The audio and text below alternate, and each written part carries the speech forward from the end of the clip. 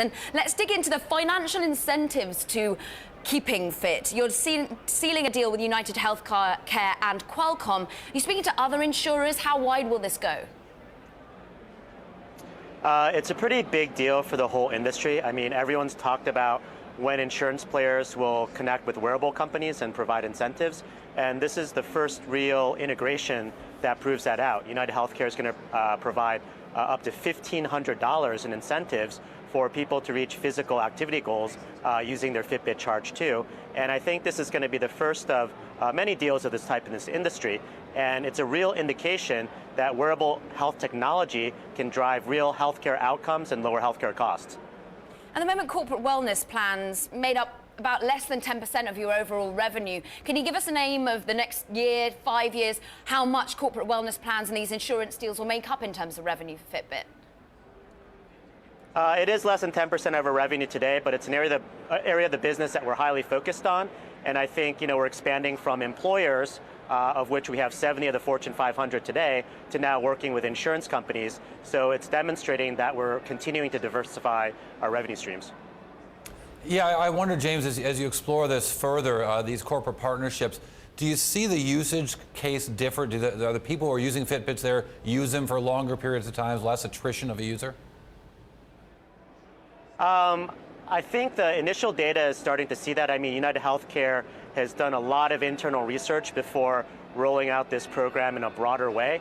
And these financial incentives, I mean, $1,500, you can earn up to $4 a day. This is a pretty powerful incentive, and I think it's going to be an important tool in keeping people engaged and retained on this program.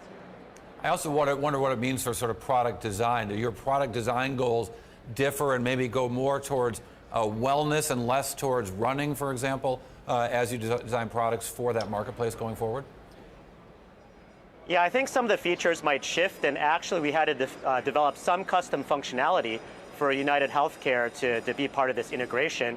And we actually, in conjunction with them, developed some algorithms for a device that measure things like frequency, intensity, and tenacity of the physical activity of the user. So yes, there's going to be different metrics that are going to be relevant for this insurance market. You talked how this is an industry-wide move. In the UK, I've already seen Apple do this with their smartwatches and Vitality, the healthcare provider over there. Who is the key competition? Because we're seeing smartwatches from Samsung and Apple get cheaper, the battery's getting longer. They're trying to tackle some of their headwinds. How much of the pie can you keep as Fitbit? Yeah, so I'll challenge the notion that our competitors are getting better on the hardware. I mean, I think we still have to see smartwatches that achieve more than 1 day battery life. A lot of the smartwatches today are still hobbled by the fact that they're confined to a single ecosystem, whether it's iOS or Android. I mean, the reason that we have such a leadership position, we're #1 in almost every country that we're selling in, is the fact that we're cross-platform, we're a focused brand on health and fitness, and we have a demonstrated history of working with commercial partners, employers, and now insurance companies to roll out these solutions. Yeah, it's interesting. The last time I went to CES, and I'm sorry that you're there, and I'm glad I'm not this year, but last year it was so much the show about the wearables and all these competitors coming up with wearable devices. Everyone from Jawbone, who you guys have been engaged in a lot of litigation over, to Under Armour and hundreds of others, and yet your market share remains strong. What is it you think that is helping you maintain that market share? Yeah, so there's a lot of players that are falling out. I mean, you're starting to see some consolidation in the industry. For instance, we were also able to pick up a lot of the software assets of Pebble, who was an early pioneer in the category. I think what's helped us remain a leader is, the brand Fitbit really stands for health and fitness. We've built a lot of loyalty over the years. Again, the fact that we're cross-platform, we have a broad selection of products with different price points, form factors, long battery life, et cetera. We have a huge community of users. We've shipped over 50 million devices, and that user community has built a tremendous competitive moat for us over the years. Are you going to have to spend more? Is there going to be more acquisitions? M&A is definitely an important part of our strategy to remain competitive, but we're pretty selective in the type of deals that we see. I mean, because of our leadership position, we see pretty much every M&A opportunity in the category, but we've been pretty selective. We've only acquired 3 companies so far, but it's going to be an important tool for us. You have spent, as I mentioned, in suing Jawbone, tens of millions of dollars in these suits. How much longer do you expect that to go on, and when will those amounts be capped?